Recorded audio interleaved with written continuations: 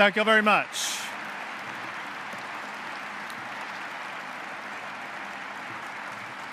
Thank you very much.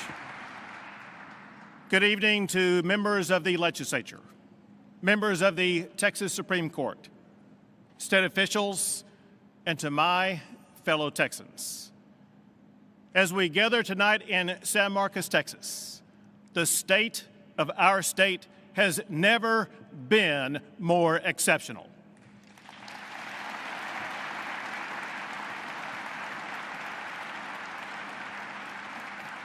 Texans have inherited a legendary pedigree, a state first settled by brave pioneers, willing to risk everything for the promise of freedom and opportunity. Texas is fulfilling that promise. I'm speaking to you from the manufacturing floor of Novion. Novion is a cutting-edge business in the critical field of rare earth elements. They provide essential materials for things used every day, like refrigerators, trucks, MRI machines, and oil rigs. They even make materials for ballistic missiles for the United States of America to defend itself. Most rare earth materials now come from China. But if that supply is ever disrupted, many of the things that we do every day would come to a halt. The future of Texas and the United States should not depend on China.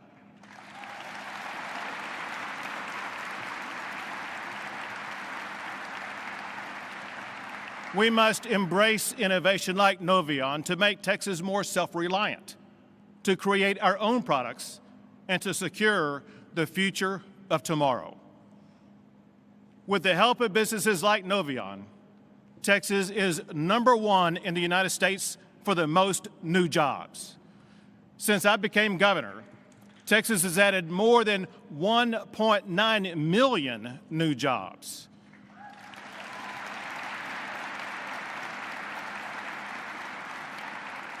We're also #1 for economic development, #1 for exports, #1 for Fortune 500 company headquarters. Our $2 trillion economy makes Texas the 9th largest economy in the entire world.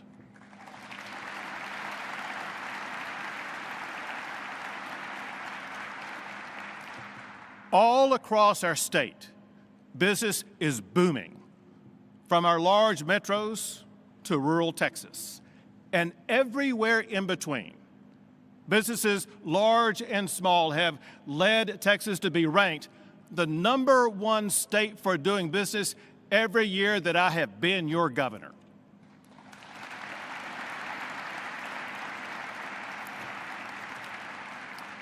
That success has been driven by hardworking Texans.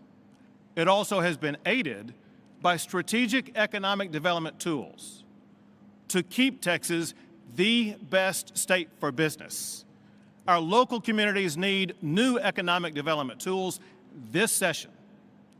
Also, local businesses will flourish even more if we reduce the gridlock in our courts by creating specialized courts with the expertise to deal with complex commercial litigation. Our workforce is so important. One thing that the Texas of tomorrow needs is highly skilled workforce. I was at Odessa College 2 weeks ago, working with Senator Sparks and Representative Landgraf to see firsthand how community colleges are training the workforce of tomorrow. I met Ariel Aguilar, a young graduate who was so grateful for that program, and we're proud to have him here with us tonight.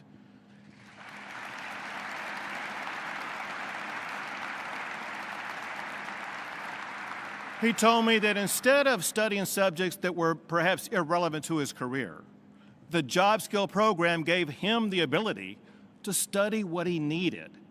It also quickly landed him a good-paying career. Our goal is to ensure that every Texan is prepared to succeed in high-demand careers like technology, healthcare, and energy. That's why this session, we will reward community colleges that produce skilled, employable Texans like Ariel.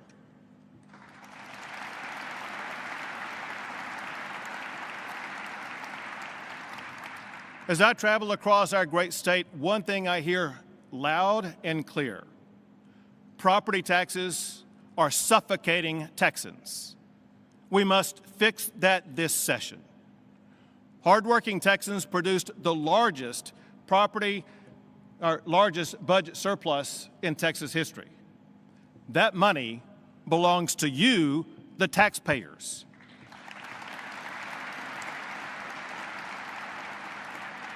We should return it to you with the largest property tax cut in the history of the state of Texas.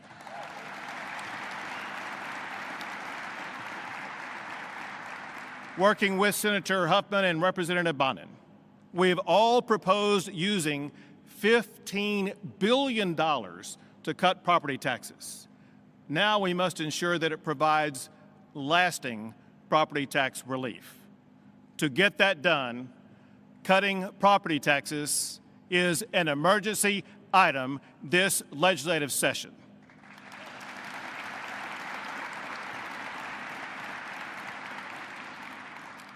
Our booming economy and our growing population, it means that we must bolster our infrastructure. We began preparing for this over the past decade. And tonight I'm proud to tell you that we will soon announce a $100 billion plan to build transportation infrastructure in Texas. I want to thank Senator Nichols and Representative Canales for their leadership on this issue. Also, we've already passed 14 bipartisan laws that strengthened the power grid. And since that time, no Texan has lost power because of the state grid.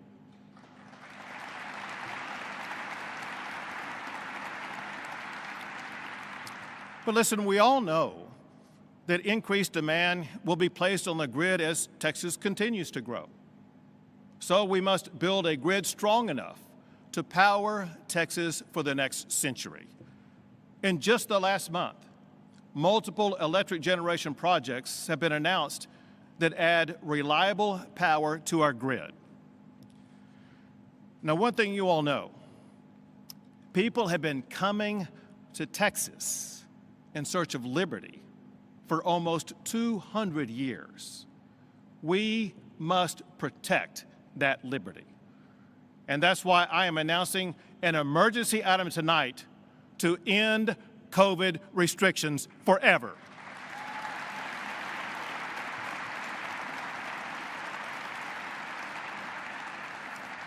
We must prohibit any government from imposing COVID mask mandates, COVID vaccine mandates, and from closing any business or school because of COVID.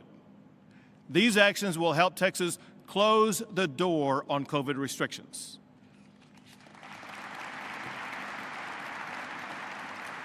Also, we must change how government responds to future pandemics, including requiring the legislature to convene if another pandemic is ever declared.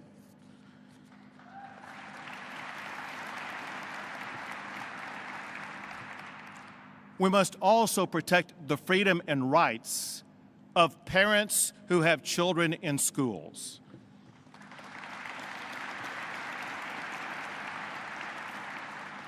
Our tremendous public schools in Texas play an essential role in our state.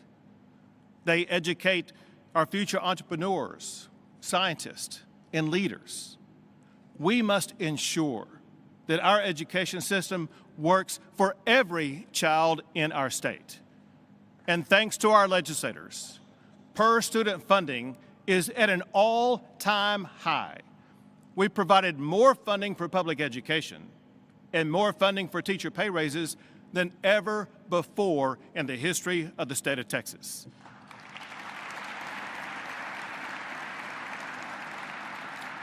In this session, we will add even more. And importantly, many schools in Texas are excellent. In fact, we are #1 for national blue ribbon schools. And we have one of the best high school graduation rates in America.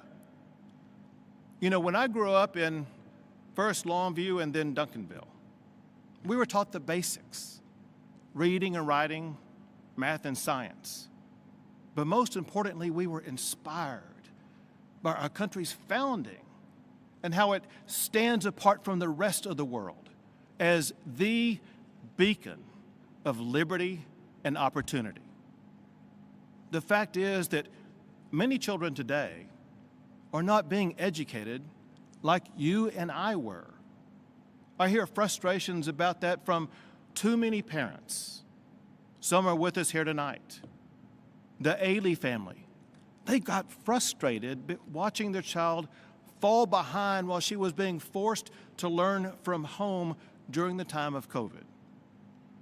Eric Richardson was astonished that his child's teacher would not work with him to address the specific needs of his child.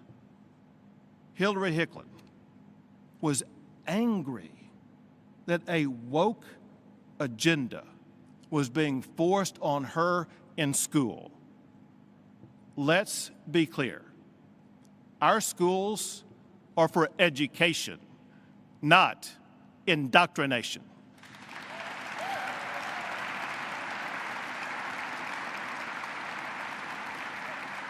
Schools should not be pushing a woke agenda, period.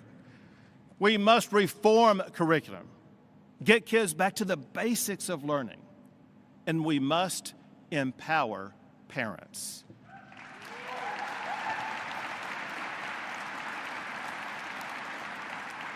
Parents deserve access to curriculum, to school libraries, and to what their children are being taught. And we will do that with our Parental Bill of Rights. Parents also deserve education freedom. Without that freedom, some parents are hindered in being able to help their child succeed. That must change this year. The way to do that is with school choice through state-funded education savings accounts. We've seen them work in other states, and we've also seen them work right here in the state of Texas. I created education savings accounts for special needs students. It worked so well, a bipartisan supermajority passed it into law and are now seeking to increase funding for it. Now what we need to do, we want to expand that program to provide every parent with the ability to choose the best education option for their child.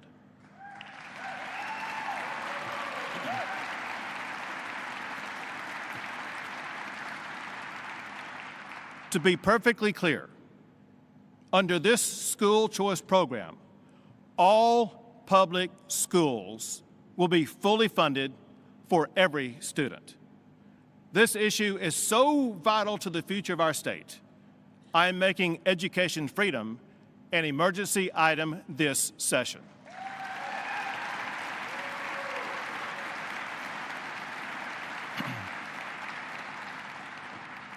Children must also have safe schools. We must establish the safest standards and then use the newly created Chief of School Safety to mandate compliance with those standards. And we also need to provide more healthcare professionals in our schools. We cannot let another school year go by without making our schools safer.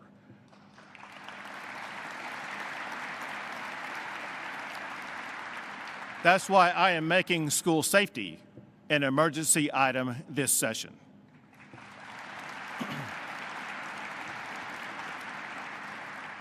In addition to protecting our children in schools, we must also help our seniors in nursing homes by providing a pay increase for those who care for them. You know, one of the most dangerous places is one you would least expect. It's a courtroom with an activist judge, using low bail to let dangerous criminals back out onto the streets. Last September, a law enforcement officer in Harris County was murdered by a criminal out on bail from a prior murder charge. Harris County's revolving bail practice is literally killing people. In just 2 years, more than 100 people were murdered in Houston by criminals who were let out on multiple felony bonds. Now, we did a lot last session with Senator Huffman and Representatives Murr and Smith to impose tougher bail. But this session, we must shut and lock that revolving door by passing laws that keep dangerous criminals behind bars and holding accountable the judges who let them out.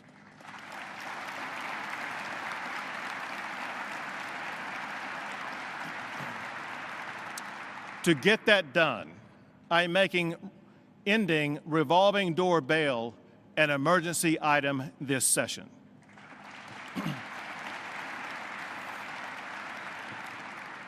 Another public safety issue is gun crime. Some want more gun laws, but the fact is that too many local officials will not even enforce the gun laws that are already on the books. Most gun crimes are committed by criminals who possess guns illegally.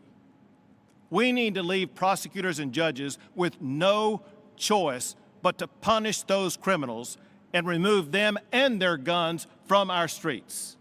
I want a mandatory minimum sentence for criminals who illegally possess guns of 10 years behind bars.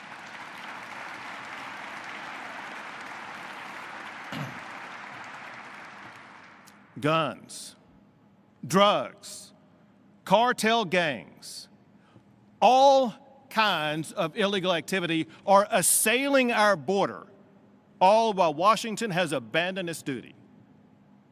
Texans are furious about the lawlessness caused by Biden's open border policies, and they should be. During the prior administration, we had the lowest illegal crossings in decades. But this past year, the United States set an all-time record high for the most illegal crossings ever. Working with Lieutenant Governor Patrick and Speaker Phelan, Texas has done more than any state ever to secure our border.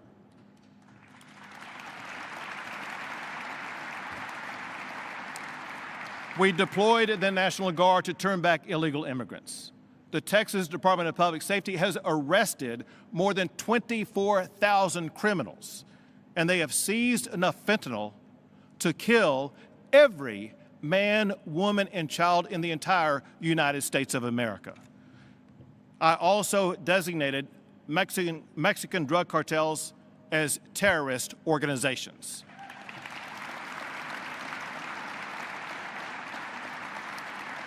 And to relieve border communities from overcrowded conditions, I bused migrants to sanctuary cities in other states. And Texas is the only state in the history of America to build our own border wall. To coordinate these efforts, I hired a former Border Patrol leader, Mike Banks, who is the first Texas border czar. Thank you, Mike Banks. Texans should be so proud of their National Guard soldiers and DPS troopers who are working around the clock under the leadership of Major General Seltzer and Colonel Steve McCraw with DPS. Thank you all for your service. And importantly, let's also thank our Texas sheriffs who are on the front line battling Biden's border crisis. Thank you, sheriffs.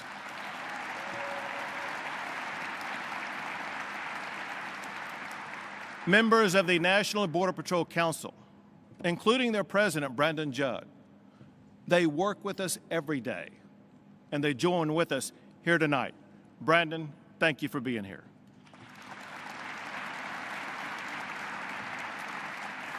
But we know that more must be done. That's why the Texas House and Senate are proposing another $4.6 billion to strengthen our border security efforts. But know this, illegal smuggling is being aided and abetted by United States residents. That must stop. We must impose a mandatory minimum jail sentence of at least 10 years for anyone caught smuggling illegal immigrants in the United States or here in Texas.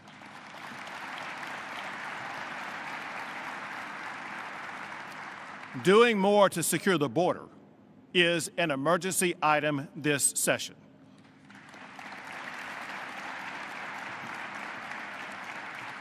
I look forward to working with Senator Birdwell and Representative Guillen to get that done. Our porous border has a tragic side effect. Fentanyl poisoning has now become the leading cause of death of Americans between 18 and 45. This travesty must end. I met with Texas families who have been ripped apart by fentanyl. And with us here tonight is Veronica Caprisi from San Antonio. Last year, she told me about her daughter, Danica, a bright young woman lost in her prime because she took a pill not knowing it was laced with fentanyl. The story of Danica and too many others inspired us to start the One Pill Kills Awareness campaign. Mexican drug cartels make fentanyl look like legitimate medicine, even candy. But that one pill can kill. To end cartel killings of Texans, we must do two things. Call fentanyl deaths what they are, poisonings, and prosecute them as murders.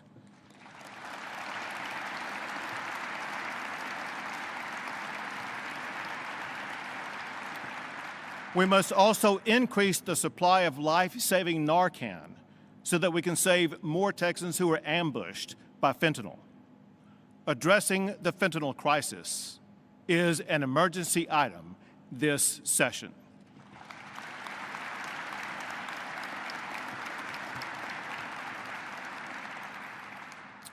Now, there's no doubt we have a lot of work ahead of us, but we are building on a storied legacy. 187 years after Texas was founded, there has never been a better time to be a Texan.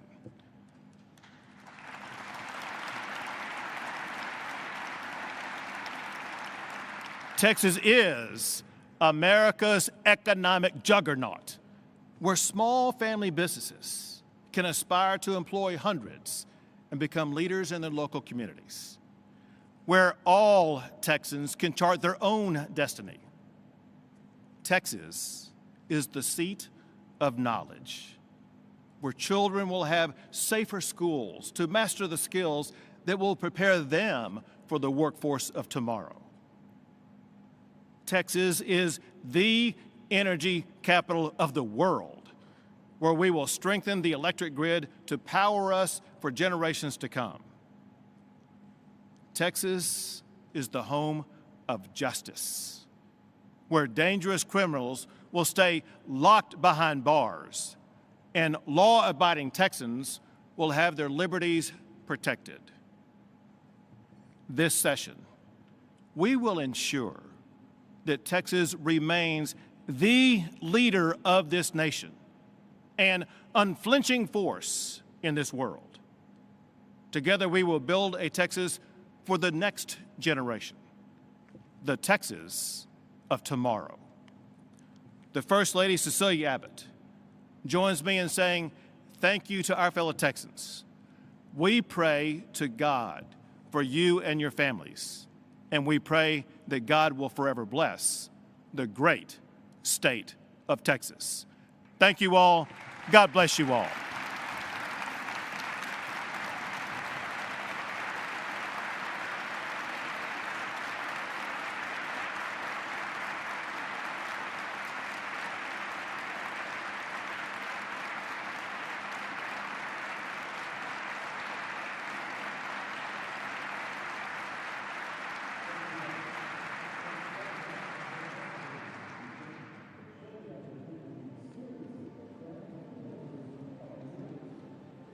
Yeah, I'll get that in just a second. Give me half a second and I'll pull it.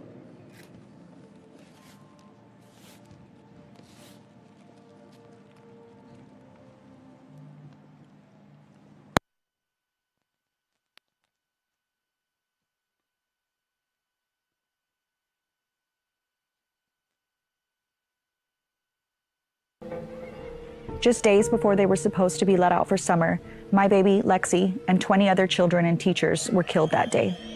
Since that day, we've been begging Governor Abbott to do what's right and institute the most common sense of gun safety laws. Like raising the age from 18 to 21 to be able to buy a weapon of war in Texas, but he didn't listen. Now as we start another legislative session, we're once again begging Governor Abbott, please, listen to these voices. It's too late for these families. But maybe, if you show some political courage, you can save the next family from having to endure this kind of heartache. There are other life or death issues that the governor ignored for the past 2 years, too. In 2021, when a winter storm came through Texas, it caused our electric grid to suffer multiple shutdowns and widespread failures. Despite taking all the recommended precautions, my home sustained over $100,000 worth of damage as a direct result of the grid failure. But I was one of the lucky ones. Millions of Texans across the state lost heat and power, some for weeks on end. And 700 of my fellow Texans died during that storm. Hundreds of human beings dying because they didn't have access to electricity in their homes during sub-freezing weather. That's unacceptable. Here in the coming weeks, the Texas legislature will begin voting on bills and figuring out how to manage a historic surplus, $33 billion in our checking account and around $27 billion in our savings account. There are 59 billion reasons why Texas Democrats will be fighting to make sure that our Texas values are reflected in this budget. I was a public school teacher here at Lubbock ISD for 14 years. I left when I realized I could no longer deal with Republicans putting a gag order on everything teachers are trying to teach. And for what it's worth, their idea of school vouchers would absolutely destroy rural public school districts and rural communities here in the Panhandle and across Texas. It would crush us here in Houston too, right? What this so-called school choice is really about is defunding public education and sending our tax dollars to wealthy, privately owned schools. This is going to be particularly painful for urban school districts like ours, where funding has already been slashed over decades of intentional cuts. Texas teachers are already some of the lowest paid teachers in the country. It's no wonder so many of my former coworkers are leaving the profession entirely. It's no wonder our state has an unprecedented teacher shortage. That's why I filed a bill to give every public school teacher in Texas a $15,000 pay raise. In Texas, we go big or we go home. Let's go big for our teachers and our kids. And during this legislative session, Democrats aren't just fighting for your kids to be able to get a good quality education. We're focused on other kitchen table issues too. My 22-year-old son was born severely disabled, legally blind, and has a lifelong cancer syndrome. There was no possible way we could afford the health care he needed. His number finally came up a few years ago after 11 years on the Medicaid waiver wait list and dozens of surgeries. The wait list for pediatric disabled Texans to get a Medicaid waiver is now up to 26 years, simply because Governor Abbott and Texas Republicans refused to do the right thing and finally expand Medicaid. Governor Abbott, many of these kids won't get services until they're 30 years old. Many will die before they get to that point. Do what's right. Make health care in Texas accessible to all Texans. I'm Hassani Burton, a small business owner here in Dallas, Texas. It's encouraging to know I have Democrats in Austin fighting for job creators and community builders instead of just looking out for big corporations. Texas Democratic policies build communities. Texas Democratic policies support small business. My daddy was an oil driller and then a union refinery trucker. I've lived in the oil fields my entire life, and the community is built on oil. Texas Democrats know that the oil we drill in the Permian Basin is one of the most precious commodities our state has, and they're working to protect our livelihoods while making sure that we're keeping up with where the industry is going. As a dad, a husband, and a Texas Democrat, I care deeply about keeping my family and my community safe. As sheriff, I work hard each and every day to fight crime and make Texas a safe place that all families can call home. Texas Democrats have one priority. Above all else, make our state a place where all can prosper, lead a better life, and safely raise a family. And we're also working every day here in Washington for sensible, bipartisan solutions to secure our border and honor our legacy as a nation of laws built by immigrants. And working with the White House to deploy historic resources and support to our border communities by reimbursing local governments and NGOs for migrant care and investing in our ports of entry through the bipartisan infrastructure law. It's not just a secure border and fair immigration we're fighting for. Over the past 2 years, Texas House Democrats working with the Biden-Harris administration have also brought down costs for hardworking Texas families. We rescued the economy and changed the course of the COVID-19 pandemic that killed almost 100,000 Texans. We enacted the first meaningful federal gun violence reduction legislation in decades and passed the most ambitious legislation to combat climate change in our nation's history. We've made historic, once-in-a-generation bipartisan investments in Texas infrastructure, increasing access to affordable broadband, and we passed legislation to finally give Texas veterans exposed to toxins and burn pits the health care they obviously deserve. And we've made great progress toward making health care affordable. Texas leads the nation in residents without health insurance. But Governor Abbott won't support the expansion of Medicaid coverage. That's why we worked with the White House to expand the Affordable Care Act to lower health care premiums for 13 million people. We proudly worked with President Biden to lower prescription drug costs, make vaccines free, and cap the monthly cost of insulin at $35 for senior citizens and disabled Texans on Medicare. We brought our country's unemployment rate to the lowest it's been in 50 years and helped create hundreds of thousands of good-paying American jobs, including right here in Texas. And now, with Republicans in control of the House, we're going to fight every day to make sure that their political stunts and bad faith governance don't get in the way of the real work being done to make life better for all Texans. Because we know there's so much we urgently need to do for everyone who calls our great state home, and we're ready to go toe-to-toe with right-wing extremists. We know, though, that none of this matters unless we have our fundamental freedoms. When Governor Abbott instituted his extreme abortion ban last year, we had to pack up and move to New Mexico. Now our clinic in Albuquerque is one of the closest places a woman in Texas can go to if she needs critical, potentially life-saving reproductive health care. Because Greg Abbott has decided he knows better than you what the best choices are for your family and your health. Greg Abbott wasted your tax dollars by directing the Texas Department of Family and Protective Services to interrogate my son and daughter, my husband, and me right here in our home. His reason? My teenage son, whom I love more than all the stars in the sky, is transgender. That's not a crime, nor should it be. Governor Abbott, you're ignoring the real issues affecting Texans. Like, will my kids be safe at school? Or will I be able to keep the lights and heat on during the next winter storm?